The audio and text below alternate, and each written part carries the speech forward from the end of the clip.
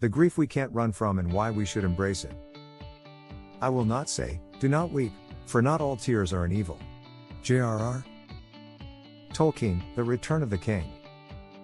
Grief creeps up on you when you least expect it. It reminds you of the person you have lost when you're out for coffee with friends, watching people hug their loved ones goodbye at the airport, and when you're at home thinking about people you should call to check in on. Even when you think that enough time has passed for you to be over it, grief pulls at your heartstrings. You think about all the ways that life has changed, and your heart longs to have one last conversation with the person you have lost, one last hug, and one last shared memory. A wise person once told me that when you love someone, the hurt never really goes away. It grows as we do and changes over time, becoming a little bit easier to live with each year.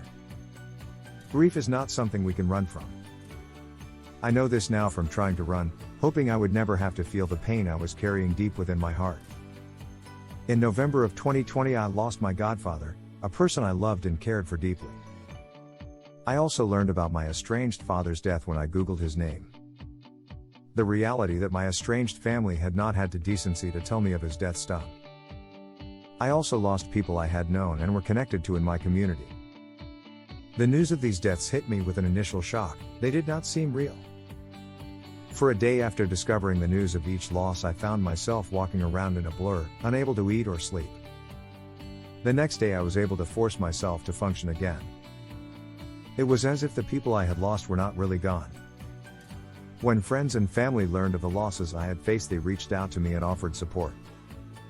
I assured them that although I was sad, I was fine. Growing up in an unsupportive family, I did not know how to accept their support, as it felt foreign to me.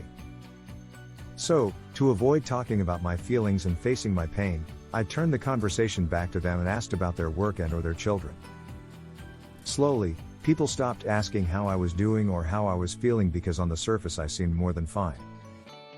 I was functional in my professional roles, writing articles, engaging in research, mentoring students, collaborating with colleagues, and making progress in my PhD program. I appeared like myself during online work and social events. I continued to support my friends and neighbors as if nothing had changed. Silently, I was fighting a battle that even I knew nothing about. Each day I would force myself out of bed and tackle a lengthy to-do list comprised of personal and professional work and obligations. In the evenings I would force myself to work or engage in physical activity so that I did not have time to feel.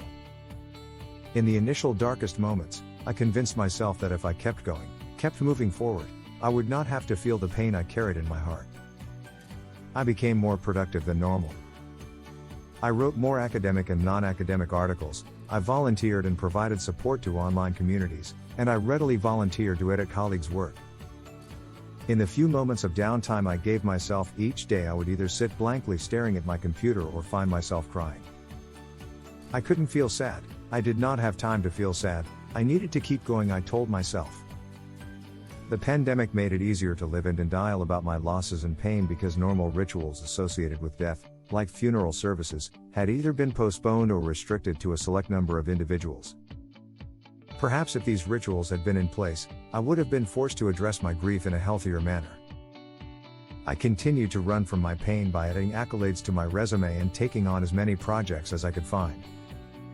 Spring blurred into summer, and I found myself becoming irritated by the slightest annoyance.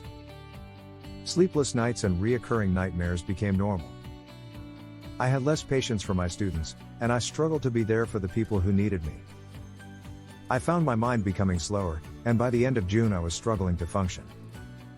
Yet, because I knew what was expected of me and did not want my friends or family to worry, I hid it. As pandemic restrictions began to ease, and other people's lives began to return to normal, I became painfully aware that my life could not. I saw my friends hugging their fathers in pictures on social media.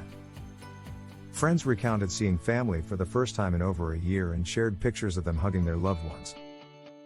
People in my life began to look forward to the future with a sense of hopeful anticipation. Work began to talk of resuming in-person activities. I could no longer use the pandemic to hide from my grief, and I became paralyzed by it. I had to feel the pain. I had no choice. I couldn't function, I couldn't sleep, and I could barely feel anything except for the lump in my throat and the ominous weight in my chest. My godfather, my biggest cheerleader and the person who made me feel safe, was gone. It felt as though anything I did or accomplished didn't matter the same way anymore. I longed for conversations with him I would never be able to have. The passing of time made me aware of the changes that had taken place in my life and how much I had changed without him. Throughout July I found myself crying constantly, but I was compassionate with myself. I no longer felt I had to propel myself forward with a sense of rigid productivity. Instead, I focused on slowing down and feeling everything. I asked work for extensions on projects, which I had previously felt ashamed to do. Other obligations I either postponed or canceled. I found myself questioning my own life's purpose. Had I truly been focusing on the things that mattered? What mattered to me now that the people I cared about most were gone?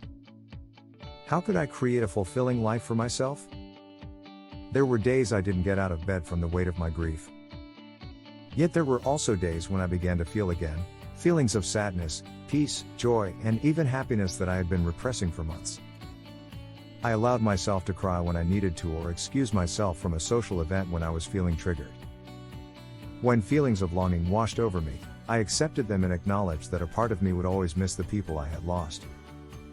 Within the intense moments of pain and loss, I found comfort in the happy memories, the conversations, and the life we had shared. Slowly, the nightmares disappeared, and I began to sleep better again. Although I was sad, I also began to experience moments of happiness and feel hopeful again. The grief I had tried so desperately to run from became a strange source of comfort. Grief reminded me that the people I had lost had loved me, and the fabric of their lives had intertwined with mine in order to allow me to be the person I am today. The questions that plagued me, about what mattered to me, gradually evolved into answers that became action plans toward a more fulfilling life. In running toward grief and embracing it, I made myself whole again and discovered a life I never would have otherwise known. We instinctively want to avoid our grief because the pain can feel unbearable, but our grief is a sign we've loved and been loved, and a reminder to use the limited time we have to become all that we can be.